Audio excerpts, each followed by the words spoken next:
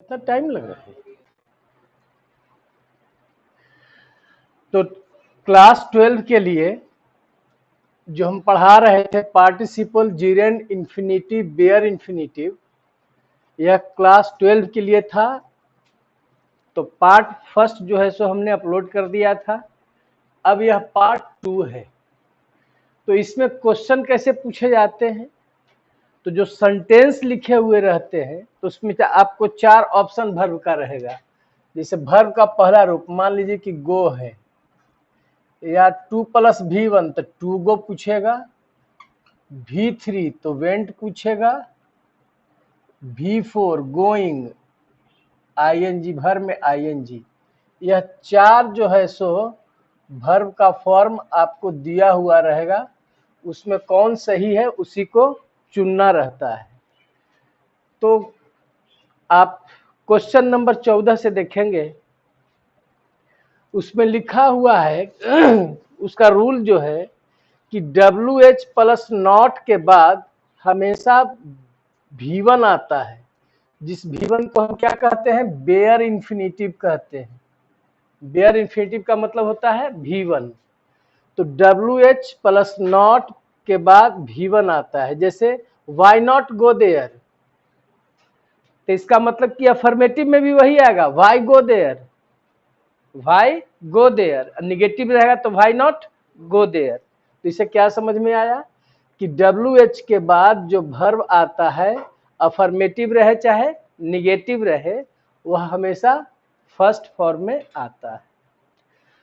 15 number question में देखेंगे, यदि वर्ब पैसिव वॉइस में आ रहा हो तो आप दिमाग में रखेंगे कि वर्ब का जब हम पैसिव वॉइस में प्रयोग करते हैं तो वह हमेशा किस रूप में आता है, V3 रूप में आता है। जैसे he was beaten by Rohit, तो यहाँ पर जो बीट वर्ब है इसका पैसिव रूप में प्रयोग किया गया है, इसलिए यह थर्ड फॉर्म में है। 16 नंबर क्वेश्चन आप पहले ही बता दिए थे।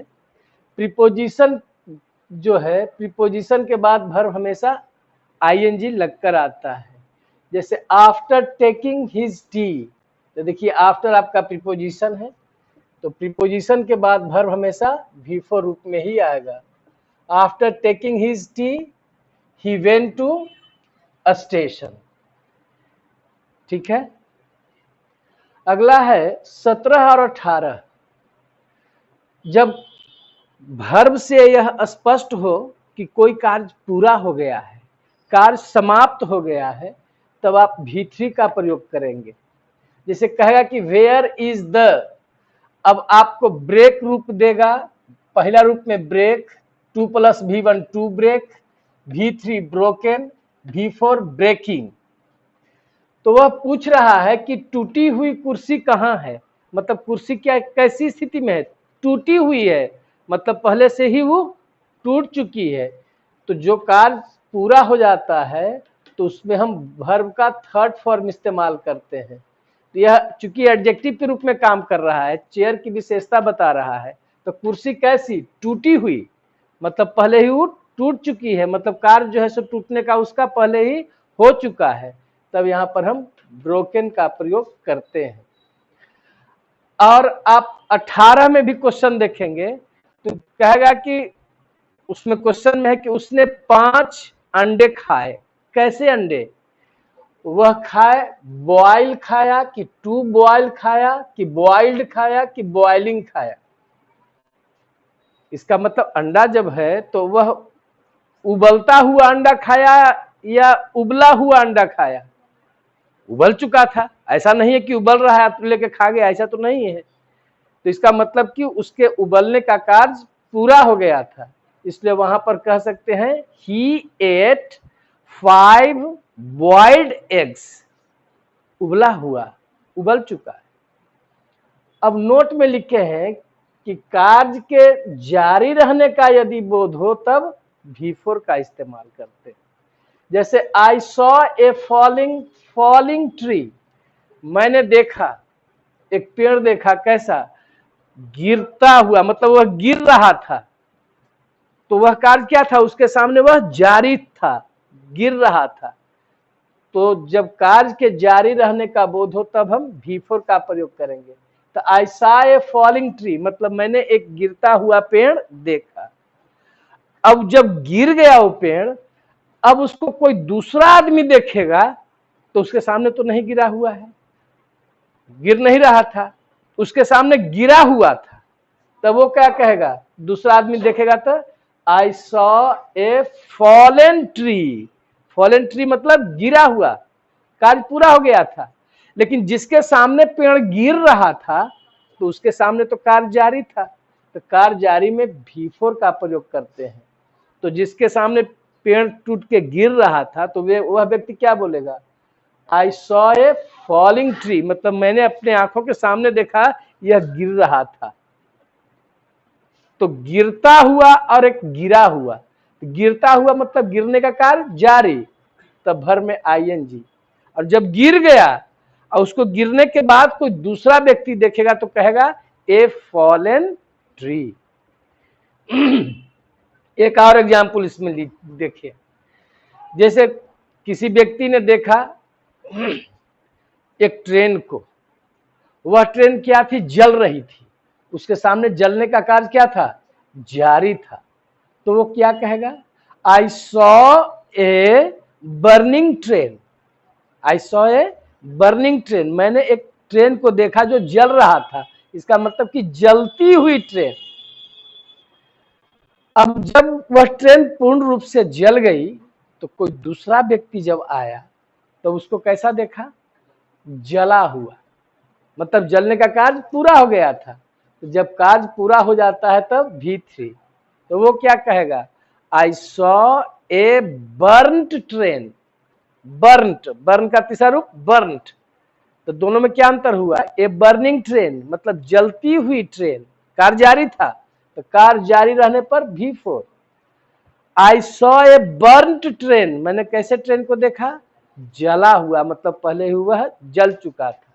इसलिए दो बात को याद रखना है कि कार्य के समाप्ति का बोध कराएगा तो वर्ब का थर्ड फॉर्म, और कार्य के जारी रहने का बोध होगा तो वर्ब का चौथा रूप, मतलब वर्ब में आईएनजी, जो एडजेक्टिव के रूप में काम करेगा क्योंकि वह किसी नाउन की विशेषता बताता है।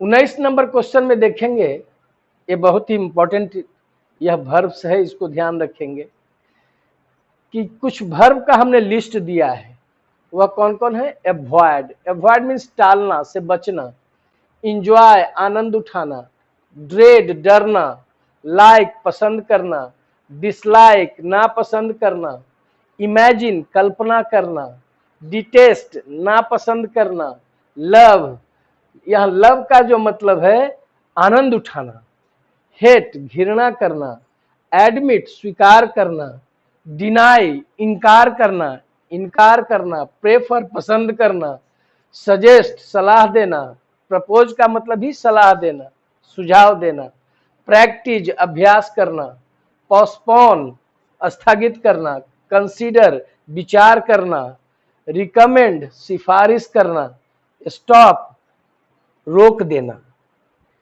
ये ऐसे वर्ब्स हैं जिसके बाद यदि दूसरा वर्ब जब आएगा, इसके बाद कोई वर्ब आएगा तो वह वर्ब किस रूप में आएगा, चौथा रूप में, वर्ब में आईएनजी लग करके आएगा। तो आप इन वर्ब्स पर थोड़ा अभ्यास आपको करना है। इसमें हमने लिया है वी मस्ट अवॉइड, अवॉइड इस ग्रुप में है, देखिए अवॉइड मतलब टालना से बचना, we must avoid drinking wine मतलब हम लोगों को शराब पीने से अवश्य बचना चाहिए। तो अवॉइड के बाद आपने देखा वर्ब में आईएनजी लगा। उसी तरह से कह सकते हैं ही इंजॉयज, वह आनंद उठाता है क्रिकेट खेलकर, प्लेइंग क्रिकेट, अगर टू प्ले क्रिकेट करेंगे तो यह गलत हो जाएगा। प्रेफर, प्रेफर मतलब पसंद करना, जैसे आई प्रेफर वॉकिंग, मैं टहलना पसंद करता हूं। सजेस्ट या प्रपोज दोनों का मतलब होता है सुझाव देना, जैसे ही सजेस्टेड या proposed learning English. Like, I like teaching, he dislikes drinking wine, भर में आईएनजी लग रहा है। ड्रेड डरना, ही ड्रेड्स गोइंग देयर, वह वहां जाने से डरता है। इमेजिन, इमेजिन से आपका क्वेश्चन है, उसमें 19 में देखिए तो क्वेश्चन होगा, नहीं है तो आगे में मिलेगा। इमेजिन बीइंग ए बर्ड, होना क्रिया है, तो इमेजिन बीइंग ए बर्ड मतलब चिड़िया होने की कल्पना करें, तो बी वर्ब लाए तो बीइंग हो गया। Imagine having a lot of money, तो कल्पना करो कि बहुत सारे पैसे रखे हुए हैं, तो रखना का अंग्रेजी हैव होता है, तो आईएनजी लगाएंगे तो हैविंग हो जाएगा। ही पोस्टपोन्ड, उसने स्थगित कर दिया, गोइंग होम, घर जाने का जो कार्यक्रम था उसने स्थगित कर दिया। ही रिकमेंडेड बाइंग दिस बुक, उन्होंने इस किताब को खरीदने की सिफारिश की। तो ये कैसे वर्ब हैं? वैसे वर्ब है जिसके बाद दूसरा वर्ब आएगा तो वह आईएनजी लग करके आएगा। स्टॉप राइटिंग, लिखना बंद करो, तो स्टॉप करना बंद करना, तो स्टॉप के बाद पूछेगा कि स्टॉप के बाद राइट होगा, क्वेश्चन में ऐसे पूछेगा स्टॉप, पहला ऑप्शन राइट, दूसरा टू राइट, तीसरा रिटेन, तीसरा चौथा आपका राइटिंग, यह ऑप्शन देगा। तो स्टॉप में आपको याद रखना है कि स्टॉप के बाद जब भी दूसरा वर्ब आता है तो वह आईएनजी लग करके आता है। अगला क्वेश्चन देखिए, can't beer, can't stand, can't help, इसके बाद आने वाला वर्ब आईएनजी लग कर आता है। जैसे ही कांट या पास्ट में कुडंट भी रह सकता है, ही कांट या कुडंट हेल्प लाफिंग, तो आपने यहां पर देखा कि कांट या कुडंट हेल्प के बाद वर्ब आईएनजी लग करके आ रहा है। अगला नोट में है सो नाइस, कुछ ऐसे शब्द हैं इसको ध्यान रखेंगे। So nice, no good, not any good, no use, not any use, worth, इसके बाद वर्ब जो आएगा वह चौथा रूप में आएगा, आईएनजी लग करके आएगा। जैसे it is so nice going there, देखिए सो नाइस के बाद वर्ब में आईएनजी लगा। It is no good staying here, no good के बाद वर्ब का चौथा रूप लगा। It is not any use going there, देखिए नॉट एनी यूज के बाद वर्ब में आईएनजी लग रहा है। This book is worth reading, यह किताब पढ़ने के लायक है, वर्थ का मतलब होता है के लायक। तो जैसे the Taj Mahal is worth seeing, Taj Mahal देखने लायक है, तो वर्थ के बाद भी जो वर्ब आएगा वह किस रूप में आएगा? चौथा रूप में आईएनजी लगकर आएगा। अगला नोट में देखें, टू बी वर्ब के बाद, टू बी वर्ब मतलब is are am was were, to be verb के बाद habituated, addicted, devoted, used, taken और एकस्टम्ड के बाद आपका टू आएगा, इसके बाद बिल्कुल टू आएगा। इस टू के बाद वर्ब कौन रूप में आएगा इसको ध्यान रखना है, वर्ब चौथा रूप में आईएनजी लग करके आएगा। तो आपको लगता है कि टू के बाद तो वर्ब का पहला रूप आना चाहिए, तो ऐसा क्यों हुआ, बिफोर क्यों आ रहा है? तो देखिए ये सभी एडजेक्टिव के रूप में है, और एडजेक्टिव के साथ जो टू लग रहा है इसके साथ, यह इसके साथ प्रीपोजिशन लगता है, इसके साथ प्रीपोजिशन लग करके आता है, तो यह प्रीपोजिशन के रूप में काम कर रहा है, न कि आगे इन्फिनिटिव बनाना है। Two plus V1, two plus V1 अलग फॉर्म हो जाता है, इसके साथ इन सभी शब्दों के साथ टू लग करके साथे आता है, इसका मतलब वह प्रीपोजिशन का काम करता है। तो जब भी प्रीपोजिशन आता है तो प्रीपोजिशन के रूप में आने वाला वर्ब के रूप में आएगा? चौथा रूप में आएगा। जैसे he is addicted to smoking, you are used to smoking, तो यहां पर समझेंगे कि एडिक्टेड के साथ टू साथे आता है, यूज्ड के साथ टू साथे आता है, तो यहां पर टू किस रूप में काम कर रहा है? प्रीपोजिशन के रूप में। तो प्रीपोजिशन के रूप में जब काम करता है तो इसके बाद वर्ब किस रूप में आएगा? चौथा रूप। अगला देखें नोट में, look forward to. Look forward to का मतलब होता है कि आशा करना। लुक फॉरवर्ड टू के बाद वर्ब के रूप में चौथा रूप में आता है। जैसे I am looking forward to meeting my friends. मैं अपने दोस्तों से मिलने की आशा कर रहा हूं। तो आपने देखा कि लुक फॉरवर्ड टू के बाद वर्ब किस रूप में आ रहा है? V4 रूप में आ रहा है। अगला नोट में देखेंगे, विथ ए व्यू टू। एक फ्रेज है विथ ए व्यू टू। इसका मतलब होता है के उद्देश्य से, और उसके बाद भी आपका वर्ब के रूप में आएगा? चौथा रूप में आएगा। जैसे ही कम्स हियर, वह यहां आता है। With a view to disturbing us, किस उद्देश्य से आता है? डिस्टर्ब करने के उद्देश्य से आता है। तो विथ ए व्यू टू के बाद वर्ब के रूप में आया? चौथा रूप में आया। अगला नोट में देखेंगे, नीड, वांट, रिक्वायर। इस वर्ब का यदि पैसिव अर्थ हो तो उसके बाद वर्ब के रूप में आता है? चौथा रूप में। इसको ध्यान देंगे, यहां कठिन बात है। जैसे नीड, वांट, रिक्वायर के बाद 2+V1 भी आता है जब उसका एक्टिव मीनिंग हो। जैसे he needs to learn English, उसे अंग्रेजी सीखने की जरूरत है। किसे? उसे। कार्य सब्जेक्ट खुद करेगा। लेकिन यहां पर देखिए, दिस फील्ड नीड्स या रिक्वायर्स या वांट्स वाटरिंग क्यों हुआ? कह रहा है कि इस खेत को पटाए जाने की जरूरत है। तो खेत अपने खुद पट जाएगा? किसी के द्वारा पटाया जाएगा। तो याद रखेंगे कि जब नीड, वांट और रिक्वायर का जब पैसिव मीनिंग होता है तो तीनों का एक ही अर्थ होता है, जरूरत है। तीनों का अर्थ, वांट का भी जरूरत है, रिक्वायर का भी जरूरत है, नीड का मतलब तो जरूरत है होता ही है। तो कोई पूछे कि नीड, वांट, रिक्वायर के बाद V4 कौन सी स्थिति में वर्ब आता है? कहेंगे कि जब उसका अर्थ पैसिव होता है, और जब इसका अर्थ एक्टिव होता है तो 2+V1 होता है। जैसे he needs to learn English, उसे अंग्रेजी सीखने की जरूरत है। लेकिन कहेगा कि योर शूज नीड रिपेयरिंग, तुम्हारे जूते को मरम्मत किए जाने की जरूरत है। तो जूता अपने आप तो मरम्मत नहीं हो जाएगा, किसी के द्वारा किया जाएगा। तो जब पैसिव अर्थ होता है इन तीनों का तो इसके बाद वर्ब में ING आता है। लिखे हैं इस खेत को पटाए जाने की जरूरत है। तो दिस फील्ड नीड्स या रिक्वायर्स या वांट्स वाटरिंग। यहां वाटर का मतलब हो गया पटाना। ठीक है। नोट में लिखे हैं कि गो वर्ब के बाद भी जो आने वाला वर्ब होता है ING लग के आता है। कब? जब उसके प्रयोग से फिजिकल एक्टिविटी हो, मतलब शारीरिक कार्य का बोध हो। जैसे गो राइडिंग, घुड़सवारी करना शारीरिक कार्य है।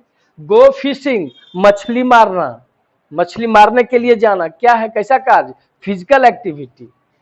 गो शॉपिंग, खरीदारी करने के लिए जाना, शॉपिंग करने के लिए जाना। तो जहां पर फिजिकल एक्टिविटी हो तो गो के साथ भी आने वाला वर्ब ING लग करके आता है।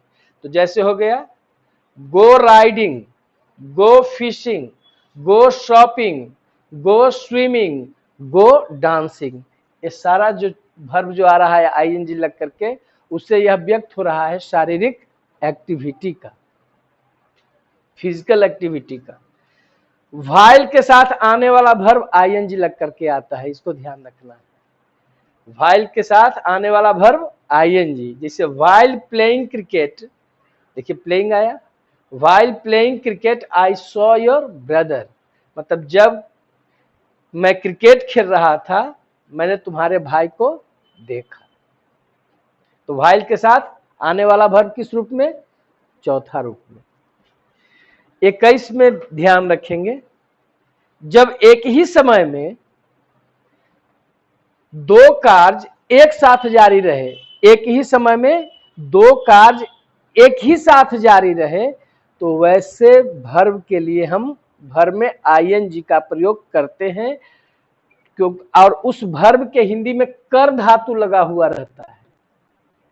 जब एक ही समय में दो कार्य जारी रहे तो जिस भर में कर धातु लगा हुआ रहेगा, जैसे खेल कर, खाकर, कर धातु लगा हुआ रहेगा तो उसमें हम आईएनजी का प्रयोग करते हैं। जैसे कुर्सी पर बैठकर वह कुछ सोच रहा था, तो देखिए दोनों कार्य एक ही साथ जारी है, तो इसका मतलब हुआ कि कुर्सी पर बैठा भी हुआ है और वह कुछ सोच रहा है।